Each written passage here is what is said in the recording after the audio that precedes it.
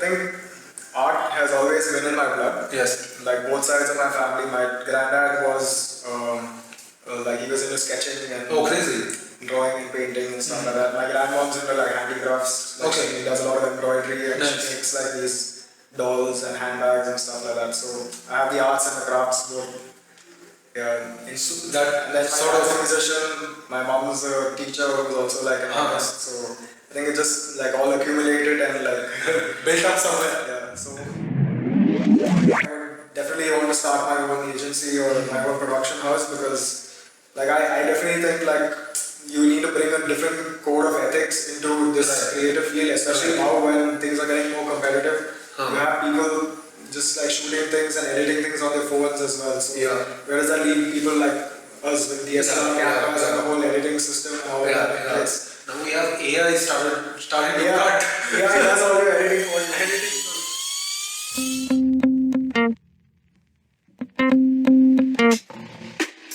Hi guys, this is the Bangalore Podcast and we are a bunch of guys who are ever curious and we want to get out there and ask stupid questions to smart people.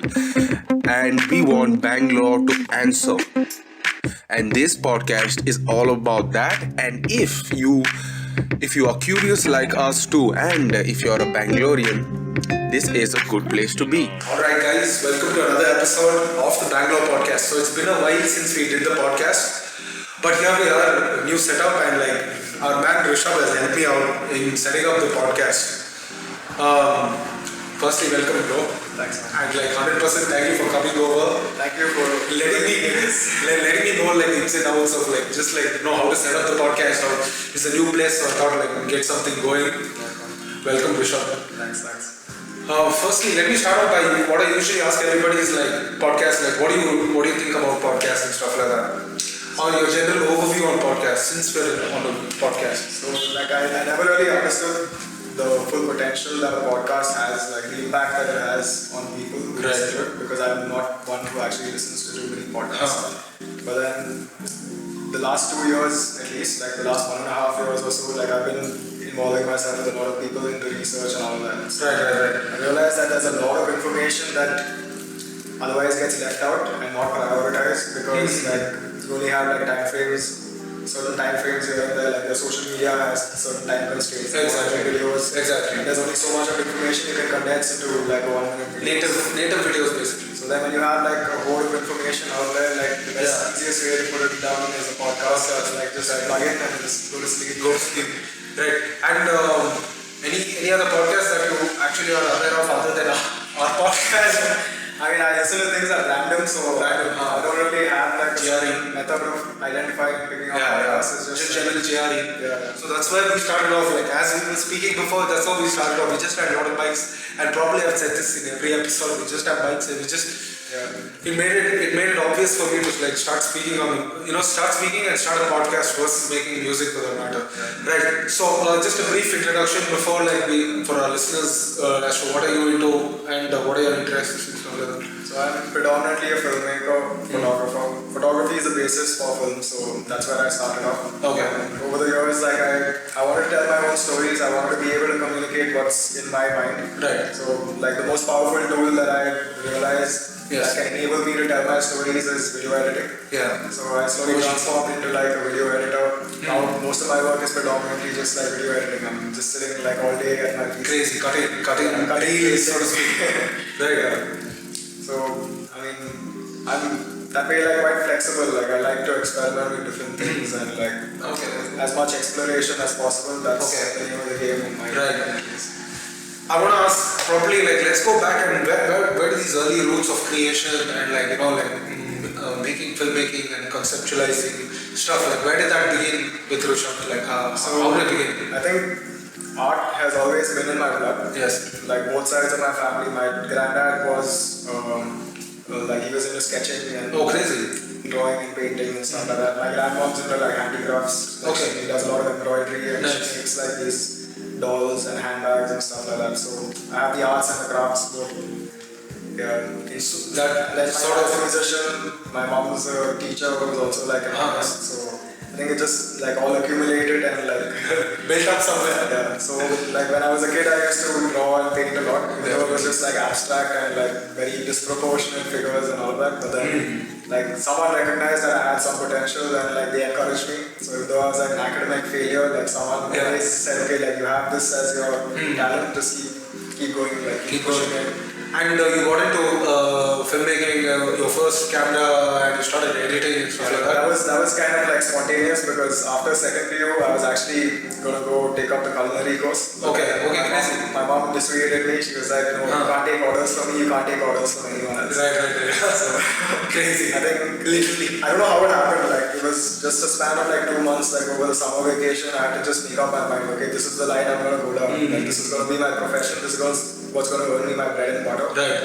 And it just like happened quite spontaneously actually. Like what I took up was a visual effects course, but colleges and their curriculums like it doesn't always go as per what you envision. So like it was like they just throw you into a pool after that, and there's a wide array of things that you can start for, like select and then narrow down, and this is going to be my path. So it wasn't until my third year that I actually decided, okay, I'm going to specialize in photography and filmmaking. And towards the end of my final year of college, I picked up a little bit of video editing skills. And you downloaded software, just like started. It's all crack software that you have to start off by like finding your way through. Yeah. Like even now, I don't think everybody starts off with that. Yeah. I mean, you got to like learn somewhere, like put your feet into something, right? And I'm especially curious about audio plays a huge role, and when we create music, right, it's sort of, you have to put a sleeve, and the sleeve is video. Like you can't make it presentable without probably that's like a lesson that I learned. When you add video, it's like a complete thing on its own with the audio and music, so to speak, right? With the correct kind of the art of. I downloaded a lot of fucking books just to know how to cut video, even though I didn't do it, but just download just to see there is an art to cut video to music, right? Do you want to elaborate a bit on that? So I think that's a little more of intuition, because I started off my career as an artist, but then in my early teens, I picked up the guitar. So since my dad is a musician, music's also pretty much in my blood. Crazy. So it came up quite naturally, and then every time I listen to a song, I just know the correct beats and all those small notes that you have in there to play with. Right. It's all about picking up on cues, audio cues, wherever you pick up on a small audio cue, if you have a really trained ear and pick up the really small tones that they have and the melodies. I think it's pretty much just intuition. Otherwise you can just go by 4x4 and still make a cut. Right. So bro, that's what I always say too, right? As you grow at an earlier stage, you almost realize what you're good at, but probably the society or what is supposed to say, the local overarching kind of a team says you want to do this, but I don't like math. Versus I've read a lot of biographies where people say I love math. The fucking minute I woke up, I could see numbers in it. That was not me. I presume with you too. That was not me. I saw art. It was easy for me to draw somebody's face versus do math homeworks. Or make music or listen to music and stuff like that. That's where it's more. You have to look at dive a bit deeper into understanding where do your essential core skills lie, so that you can build on top of that, right? Yeah, I'm not gonna lie, being the artist is taking the easy way out. There's so many more things you could be if you really put your mind to it. Right. But essentially you will come around to it, think of it. If you chase what I would say is sure, you might go to another field which is not completely related to this, but since you started off chasing something that you vividly liked, as I told, right? I started getting into music, I started building on top of that. What do you need after this? I'm okay, audio production. Then I started learning dabbling audio production. Then I'm okay, audio production, content creation. And then you need to know a little bit of marketing. And then I started learning. So this marketing was somewhere else, and digital marketing was somewhere else probably. But nowadays I feel everything is interrelated. Everything is getting brought onto one platform. You can't be one person doing everything. Everything, right? You need to have understand where everything sits. And you need to have your connections. You need to have people in different places so that they can step in and pitch in and help you. Exactly. It just gets a little overwhelming for one person to be doing everything. So, if you can find a way to work in tandem, different people from different streams and places of life, all coming together, putting all their skills together for one common goal. think that's the future of like content creation. And especially the internet plays a greater role in like putting all of this into like a vision, like to understand like where everything sits. Okay, let me like shift the topic a bit. Let's talk about Bangalore since we're like part of the Bangalore podcast. I keep saying the real estate podcast, but like we're not in that.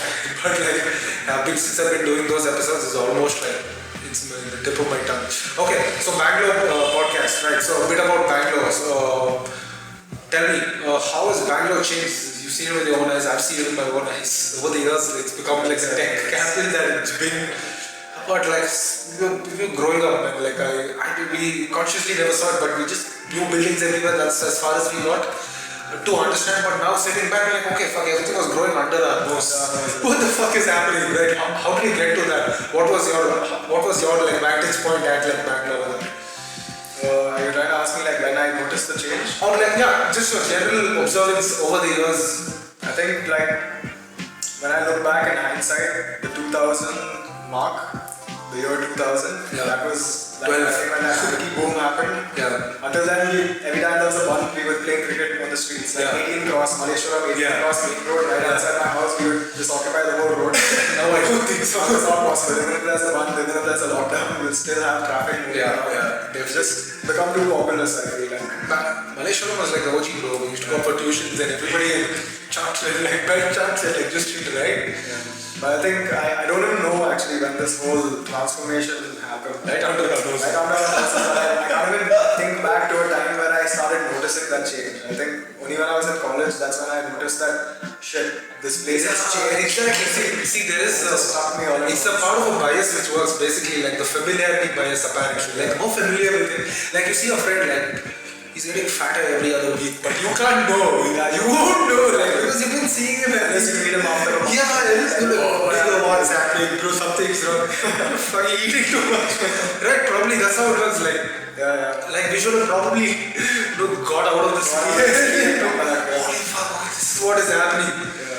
I mean, even as long back as the lockdown, like in the month of April, May, when they started relaxing things and we could start venturing out, traffic wasn't at its peak even at that point. So like when my dad and I used to drive around, like on the way back, he'd be like, this is how Bangalore used to be. Yeah, it used to be. That's what my dad says also. I used to rev my motorcycle at one end, you could hear the rest, like down the lane probably.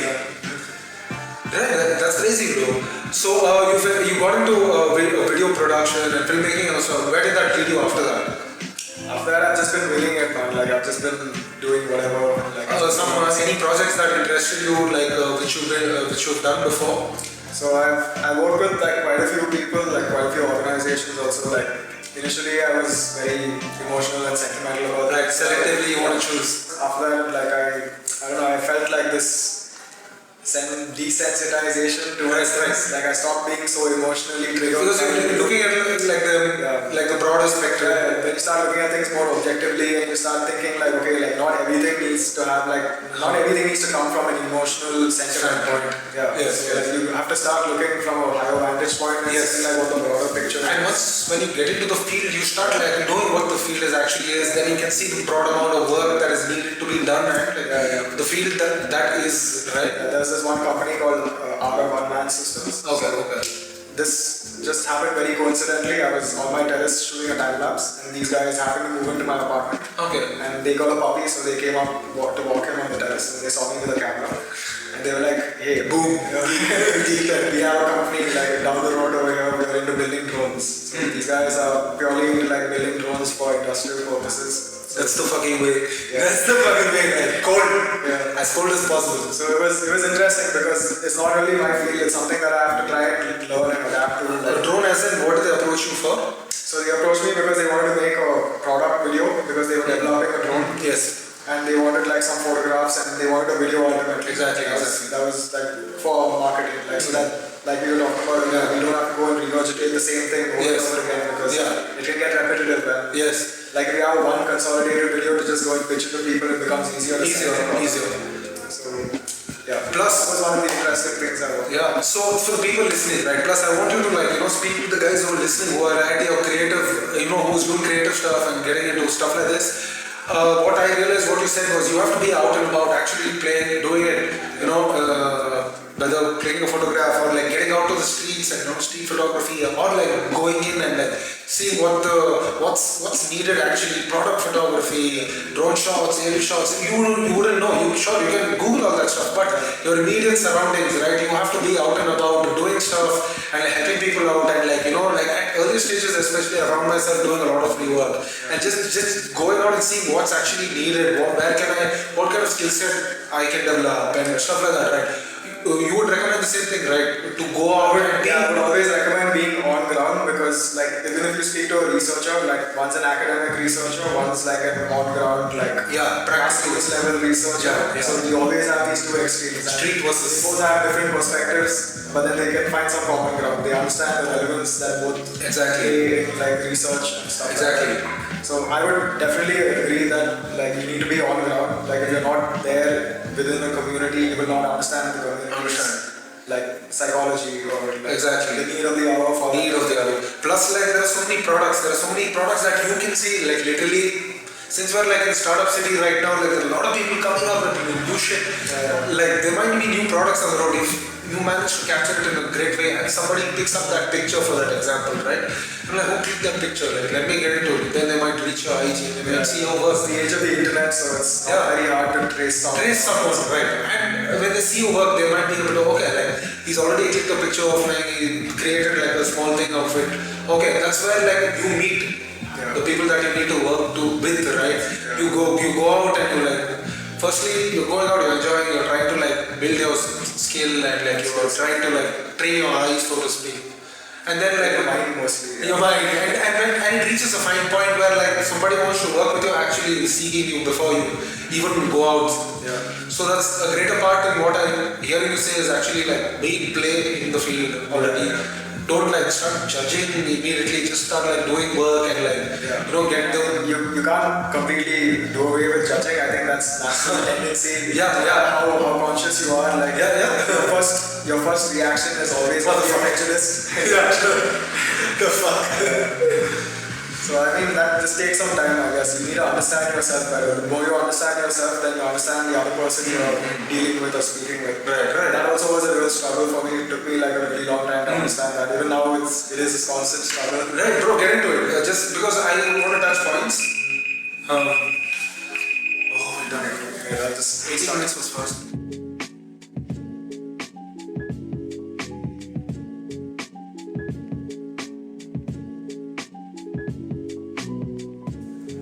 We're good to go.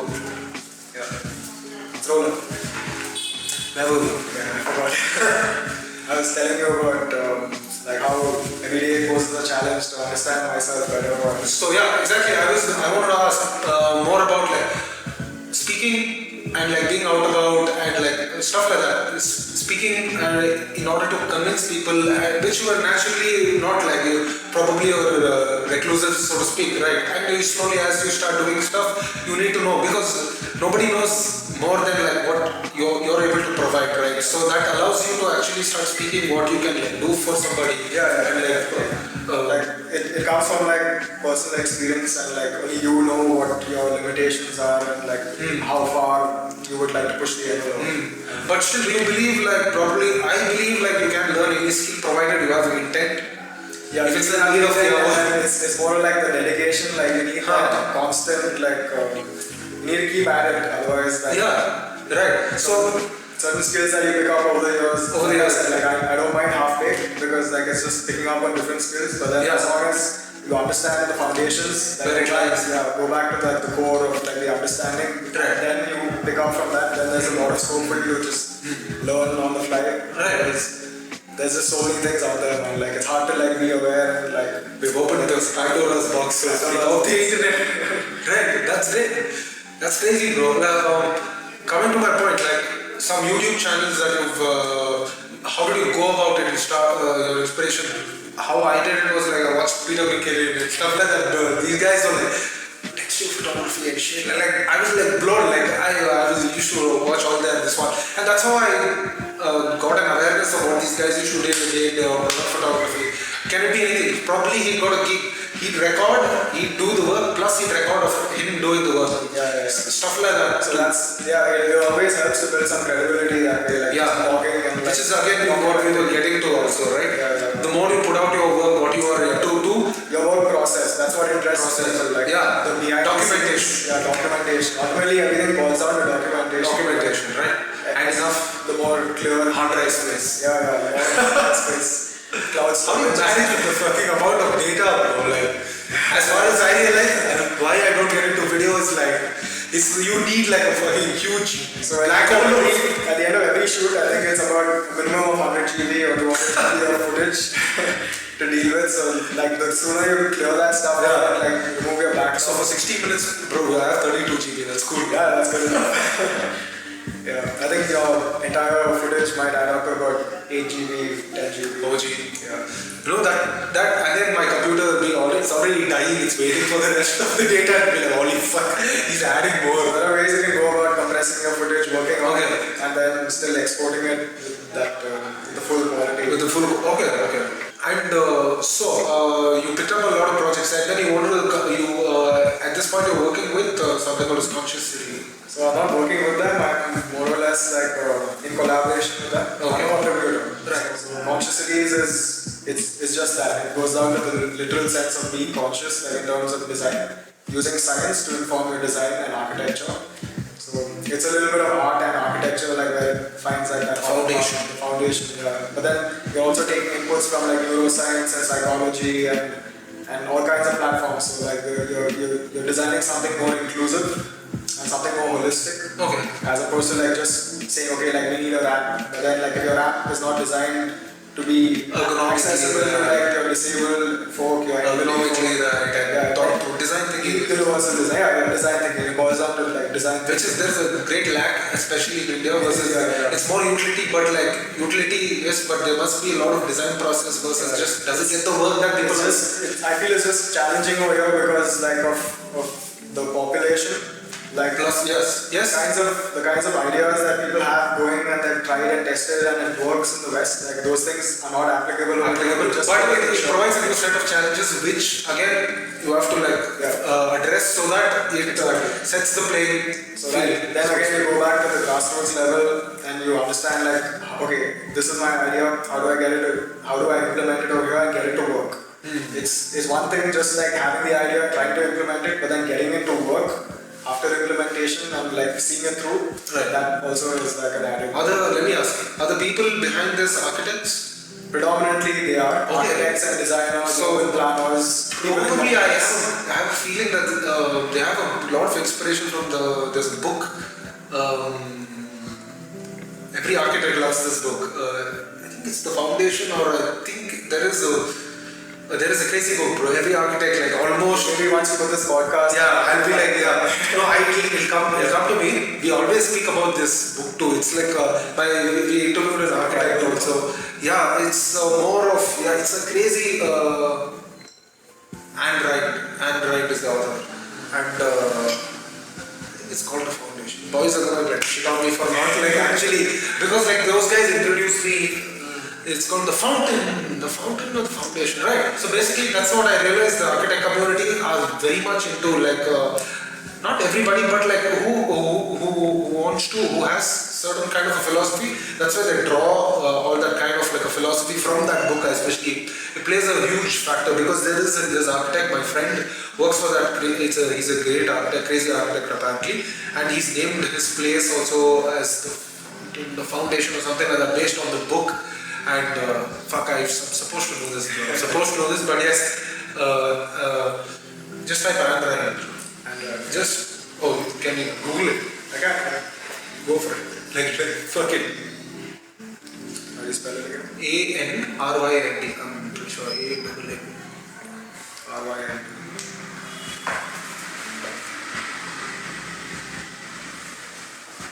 The fountain. I believe it's.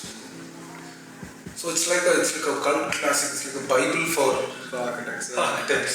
So when you said it's like architecture with art and design thinking. So if I had to put a definition for it, it's using science-informed design and design principles to inform your architecture and yeah, ultimately like it's trying to get everything like from people from governance, people from neuroscience and psychology, all on the same playing field. Same playing field. So when you design something like a structure, It has like it has all of these inputs from these people in like incorporated before the design actually comes. And how's your experience working with them? And like what kind of production? It's quite intimidating, but it's also like really exciting because these people are really far out in other fields. Like their understanding of their subjects. Like it's like they live and breathe and like eat and practice and preach architecture or whatever it is their field is. Right. These are like people who are like in their primes or like in their late Forming a dream. like a dream team. And where is this? Like It's headquartered in London. Okay. And so he started multiple city chapters. I think Conscious Bangalore was what we started. Okay. The first local city chapter. Okay. And then over the course of 1.5 years, I think now we have 18 cities like all across the globe. At least one city in each continent. So far like we've been able to touch like all corners of the globe. Okay. And hopefully like we hope that every city in India, at least within the next 2-3 years, will also like catch on to this conscious city movement. And it's good networking ultimately because like you're not limiting yourself to working with people in your field or like people who you're most accustomed to working with. You never know what can inspire you. There's inspiration to be derived from everybody, every conversation, every idea. Oh, that's great. Yeah. You should have a blog probably. Right. There is a lot of inspiration, but like there is a lot of like understanding also that you need to get. Yeah, you're going in hot, but you have to like okay, it's too. Like you need to have your foundation set before you can venture out into anything else. Otherwise, you just get way too confused. There is a lot of information. Trust me. Like In regards to. with regards to the kind of work that these people have been doing. Like if one person, Give me an example of like where has it. I don't know where to start. Because I lack the articulation and like the vocabulary to be able to convey these things to you. Also, work-wise, how are you going about like getting around it? Are you like reaching out a lot, or as we were speaking before? I've never really reached out to people. Yeah. Work comes Raw people, goes. let us do this together, bro. Right. Otherwise, like generally, I've always worked at home, right? Because normally my job involves video editing. Like I go capture my stuff, my photographs or my videos, and then like everything comes together. You do storyboarding too, like you build. If I'm working with people, yes, or things. it's necessary to make storyboards when you're working with other people because like it helps to get clarity. So if there's anybody who wants to get ad work and stuff like that, like since you understand narrative and storyboarding and like building stuff, Like most of my work has been mostly like documentary oriented. Even if there is a storyboard or a script to follow, like I like to just wing it. Because you never know like what you're gonna capture following the script. You never know what you're gonna get like if you don't follow the script. Right. So the results, you get results either way. So it's just like how far you have that vision set out before you go to capture your footage. Then when you're on your editing desk, like everything becomes much clearer, and then you have all your tools to play with, and you have it's all about the mindset that you have when you're shooting and when you're editing. And you draw inspirations from other projects too. You sort of, that's where you, as you build, how I would say that is as I learn audio production, right? I stopped listening to fucking other music. The same way you stop, it's like a curse you have, like, what's happening? Because you start to think and start analyzing the entire shit, like you start to recreate stuff in that same way. Yeah, and then you lose the joy in actually listening to the other music. I'm like, holy fuck, that's like originality also kind of gets lost. Yeah, but then you're developing an ear, so to speak, right? Does that happen to you? Do you again objectively see everything and be like, okay, that's a nice process. That's something new. So there are a lot of times actually that I hit a mind block, like even though I had all my ideas in place and I was like, okay, I'm going to shoot things with a certain agenda. This is how my output is going to turn out. But things like when I'm on the editing table, things always don't go the way I planned. And then when that mind block enters, like you just need time, I guess. Like you need time, just take a step back, look at things again, maybe watch a couple of videos, draw some inspiration, get some few ideas, try to implement those ideas, and then try and make it original. Like just get a few pieces from everywhere, put them together, and that's what creativity is. Taking known elements, putting them together, rearranging, forming something different, not something new, but something different. And did it come intuitively? This whole lens, light and like color grading. It's Like I said, like, bringing everything, like Yeah, I'm not the most technical guy. Yeah. Even now I have like a partner who is my technical like backend, like Right. technical issue. Like even yesterday I was trying to recover this voice recording from my phone and I'm like, Yeah. Macha, I can't find it anywhere. He's like, if you really want it, I can still find it. Even if your data is erased on your phone, the data is still there. You can still pull it out. So like I always need people like that. I feel Right. I'm not the most like technical. And you want to get into like people you're working with right now too? Yeah, sure. So I'm working with this. He's still a kid in my eyes, at least, because Yeah. he's about 5 years, 6 years young. But able to retrieve your data. Yeah, he's able to retrieve my data, so he's a good kid.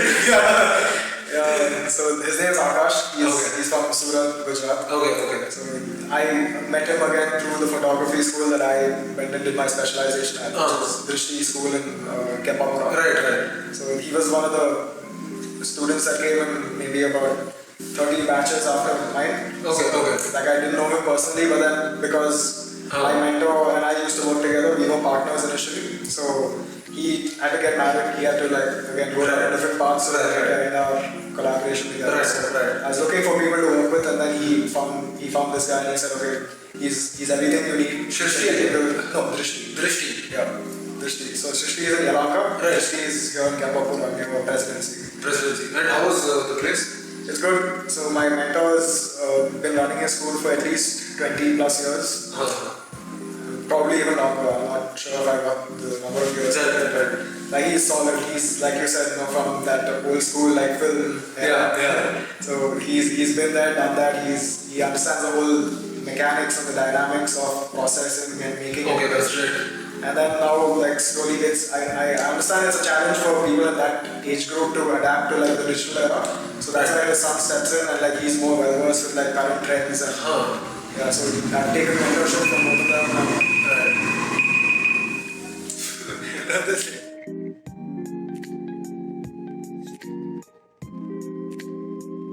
Definitely want to start my own agency or my own production house because like I definitely think like you need to bring a different code of ethics into this creative field, especially now when things are getting more competitive. You have people just like shooting things and editing things on their phones as well. So where does that leave people like us with DSLR cameras and the whole editing system and all that? Yes. Now we have AI started to cut. Yeah, that's all you're editing for you. Editing for you. Throw it into fucking. Yeah, I think all of us can take like a page out of Japan. Like they've seen the repercussions of how AI has replaced human intervention. Yeah. And now that data science and machine learning and all these things are becoming more and more acceptable and normalized, I think human intervention is at a threat, right? At a threat. Yeah. Which is why I was like again telling you before, right? Like I was getting into data science just to understand because like it's almost inevitable. So like, at least let me, if you are moving there in 5 to 7 years, like let's just look at it like what can we use. So audio production, so to speak, too. Like now mastering is also apparently can be done by AI and stuff like that. So there are places where there is a lot of like movement from this side, but so to speak, then. Those problems will create another set of like new opportunities is what I believe, and that's why what we are very good at as far as what I'm concerned, you're good at being on top of your feet, right? So that's like the most important skill set. And I know I can outdo any AI. And be able to think on your feet and be quick enough to understand like pivot or like understand a new like opportunity and like a new skill set or like some part where like AI probably can't do that, where you can sit in well. I think AI will ultimately work like mechanically, and the advantage a human being has is spontaneity. Like we can pick up on an idea, we can change it around. We have that movement space, whereas AI will do about things like algorithmically with a certain set pattern, or if it starts to develop its own. Like that would be a scary thought. It starts to develop its own. Fuck that shit. You like this shit? Yeah. Check this out. But I don't think AI is the future. I think AI has already begun. Like, it has begun. It definitely. TVs that are smarter than people. Fridges that are smarter. Fridges that are smarter. Like it's a scary time. Coming to that, you watch Black Mirror. I have, but not entirely. Like maybe just the first few seasons and then the last couldn't sleep properly. Same with me, bro. I couldn't fucking sleep. I bought all inspiration and understanding about what AI could potentially do from anime, and that shit is scary, man. Yeah. Like if Black Mirror scared the shit out of me, Oh, like, fuck. don't get me started about anime. So that brings me to another point, right? Where futurism also is mostly somebody who's developing like crazy shit. This is what I did speak before, okay? Like in my other podcast was like somebody like Elon Musk, right? He's thinking about the future and stuff like that, but he was think of it like when he was young, growing up, he was just a kid who was on science fiction and like anime or like stuff like that. And these were like creators. They were not themselves engineers. Like they were just somebody who created Jacksons and somebody who created something into the future. But they didn't know that they were going to inspire a kid who's going to actually bring everything into like movement, right? So like that comes to my point when you said like, everything that I understood was from animes and stuff. So much that you can actually learn from like animes, probably sitting down and understanding probably. You can like bounce ideas off of like different episodes and just to realize okay, go like this. There's a lot of inspiration that you can derive from that. A lot of ideas that have not yet crept into mainstream Hollywood or mainstream as such. Like most of the anime I watch is like underground and stuff. Crazy. People would normally like see on their recommendations. Yeah, like you want to name some? Yeah, just last night I was watching a really old anime movie called Akira. Okay. But then the concept of Akira was it was designed in a city called Neo Tokyo, which is the year 2150. So the way it was designed, I think this anime came out in the 1980s or early 1990s. But still, like you understand, like the 1990s to the 2000s, like the kind of gap that we had in terms of understanding future design and future technology. So for these people to have that idea that this is what a future city like Neo Tokyo would look like. These are the kinds of cars, these are the kinds of bikes, these are the kinds of advertisements that you would have. This would be the psychology of people in a future city. Right. Like these are things that I feel the Japanese people have. Chinese and Chinese for us. Chinese, yeah, they've seen everything. I think those two new. Just through life experience. And like creating these animes. It's insane. That's crazy, bro. It's very overwhelming actually to think that there are so many possibilities that have already been touched upon, and we're seeing Just things through- unfold in front of our Just through eyes. some creators' mind. Yeah, That's how he's Stanley Kubrick when he created the 2001 Space Odyssey. Oh. Have you seen that movie? I've seen the Orange Clockwork. Oh yeah, Clockwork Orange. Clockwork Orange. Right. Yeah, but the same guy, like, I mean, even Clockwork Orange was like a very bizarre movie. She was fucking But so you can traumatizing understand to say the least. mindset of this guy, but then like even if he was 21 Odyssey is like something with Space Odyssey is, yeah, I mean pretty much like very well thought out and very accurate depiction of like what the future holds. Like for something that came out like back then in like the film era.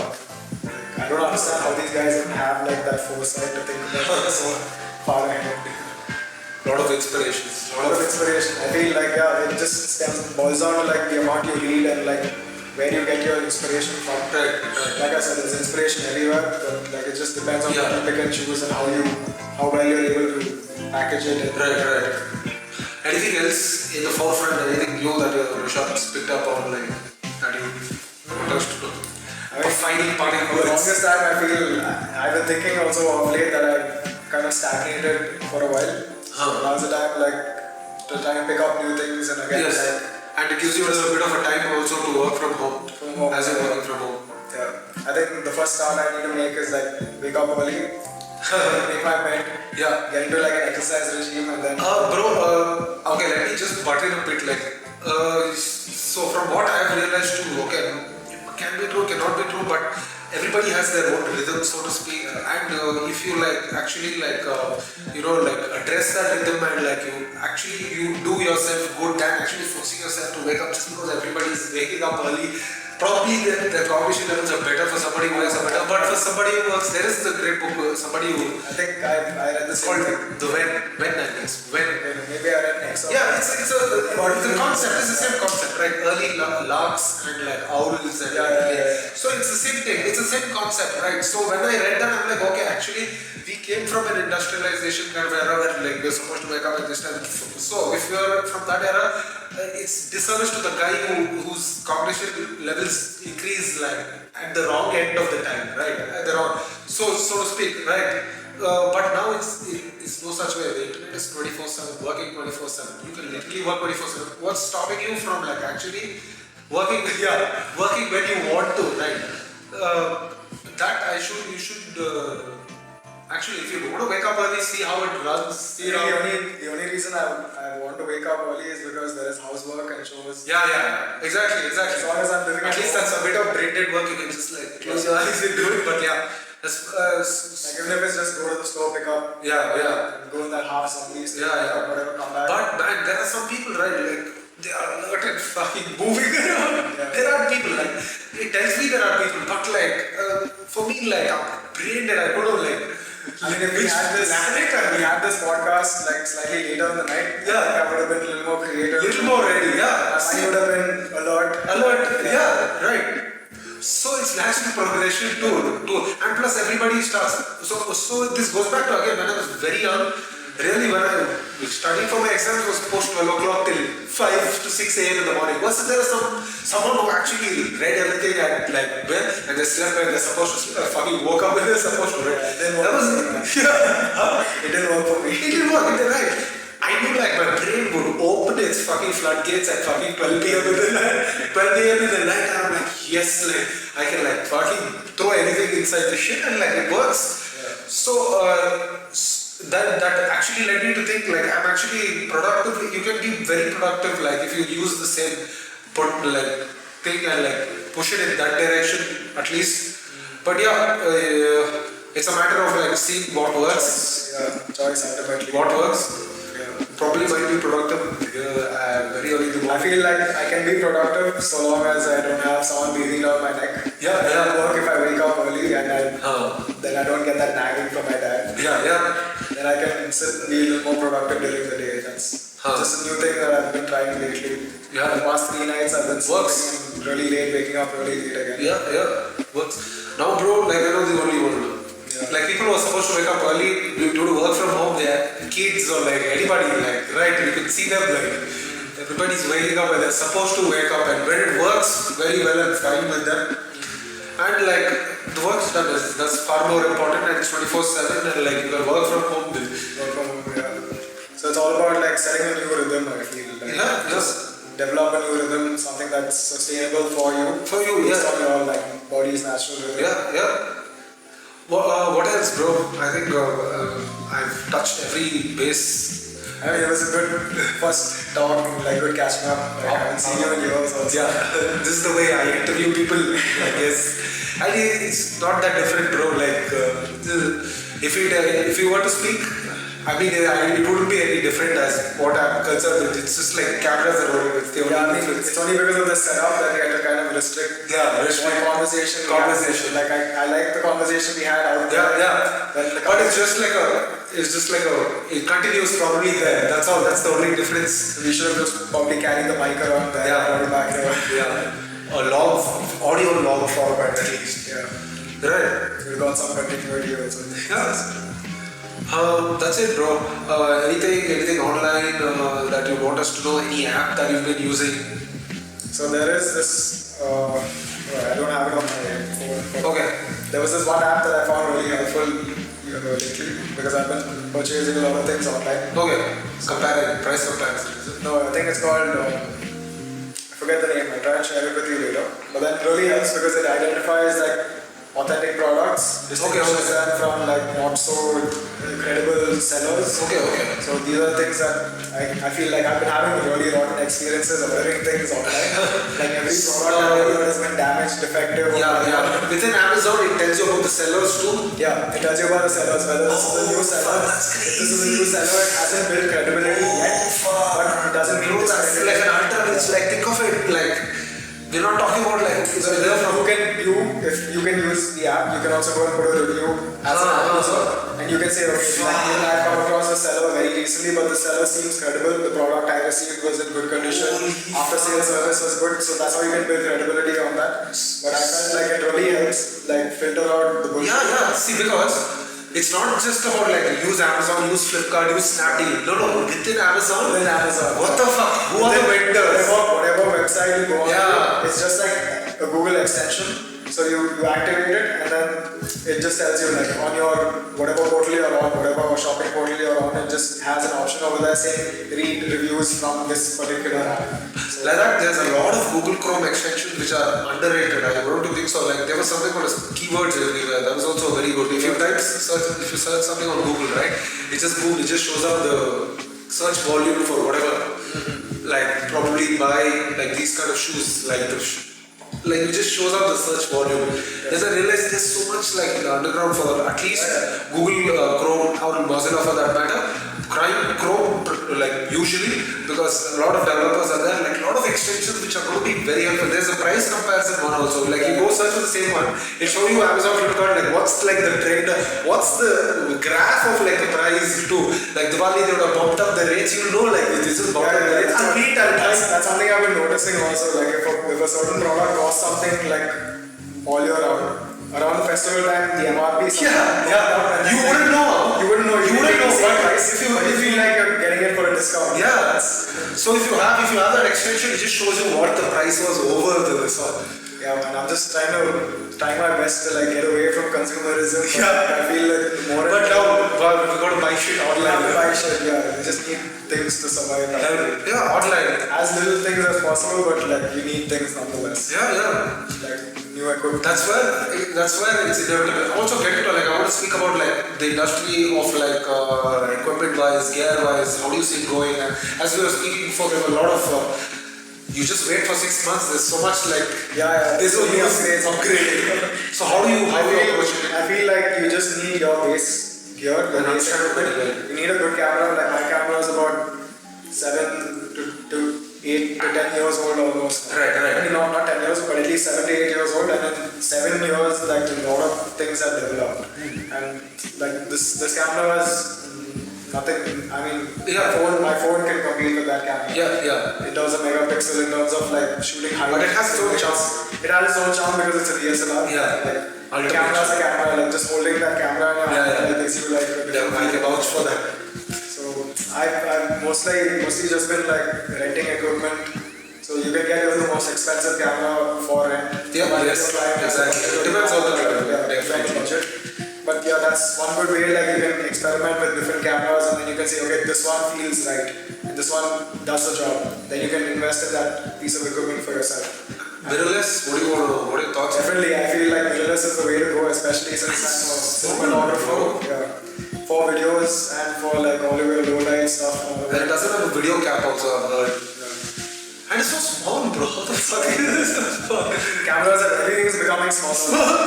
Your phones started off like these big cordless phones. Now you'll have a projector somewhere from popping out of here, probably.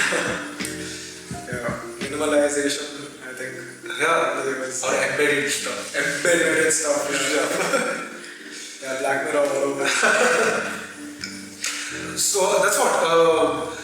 Camera-wise, it's like it's crazy. You have so many cameras, and what are your thoughts on like? I usually carry like a point and shoot. Like I feel like it's a different philosophy to carrying a point and shoot in your pocket because like. So my mentor always told me like when you're traveling, point and shoots are the best. Yeah, it's fun. Especially when you go to places like Hampi and all that. Yeah, it's fun. You go to DSLR, they say no photography at all. Yeah. But if you pull out a point and shoot, it's just like okay, that's fine. They think it's a phone. So DSLR mirrorless will get to a point where it looks like a point. It needs to be a point and shoot. So that you can just hold it out, pocket size, put it. Pocket size. And also like I want to like something personally that I've noticed is like when you're going around capturing too, right? You draw that full thing. By the time you draw your entire setup, right? You're somewhere you shook the spontaneous part, and like the subject might get startled or shit like that. You're attracting too much attention. Now already attention. There are times when you use it for their advantage, like sir interview ಮಾಡ್ತಾ ಇದೀವಿ ತಗೊಳ್ಳಿ, and the guy get like okay interview, nice big camera, right? Versus a small camera. The opposite of that is like a small point and shoot where you want to capture a moment and stuff like that. You're going around. I feel there is like a movement. There was a movement in Japan. There are some crazy Japan like channels also. Japan or Chinese channels where I've just like, seen it where it's just street photography. This guy just flips out a point and shoot. It's just like pop. Just of late I've been using my phone for all my photography. Like every time I'm out, I can't obviously have my camera. Today I came out for a purpose, so I have my camera. Yes. And when I'm just taking a walk, I wouldn't walk around with my camera. Definitely. But I would also argue, okay, compared to having the phone, but you have a dedicated dedicated thing that takes just like pictures, no? Now I stop taking everything from my phone. I have my publisher to my this one. So it has timestamps and like I have like a log of like just the photos that are not WhatsApp videos, not WhatsApp photos. Like it doesn't get messed up with the purity of just like one dedicated thing, and it's a pointed shoot. So I just keep taking pictures. Everything's under one I memory feel card. like equipment is an excuse these days for most people. Like even I've been using this camera for 7 to 8 years ago. It got outdated about 5 years ago. So technically, I should have upgraded then. But since I haven't upgraded, I've just been making do with things, and I've realized it works. So you still make do with whatever you have, and as long as you can bring out the best potential, your camera, know your gear. your Know the gear. just know it in and out. That's a common thing between the audio and the video world, my brother. I want to ask, like, if you have a message to somebody who's watching this 10,000 years from now. 10,000 years. It's a long. I think I've gotten it right. It's usually I ask 10,000 years from now. What message would you give out? So now this is addressing to somebody literally 10,000 years. It can be a message. It can be like a sentence. It could be anything. I don't know. Yeah, we have some weird answers. People have actually. It can be anything. It can be a statement. It can be a question. It can be a message in a bottle, so to speak. What I like to tell people is like just always keep in mind that you're your own man. Like what you do is entirely up to you. Don't overthink things.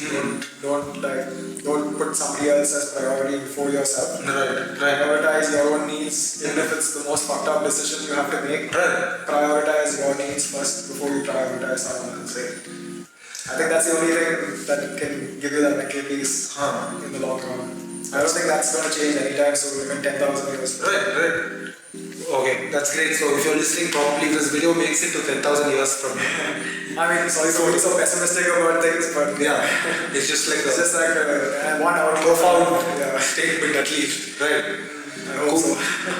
Great, bro. Thank you for coming over, Rushabh. Hope you guys liked it. You guys are watching the Bangalore Podcast, and he's definitely for him coming over.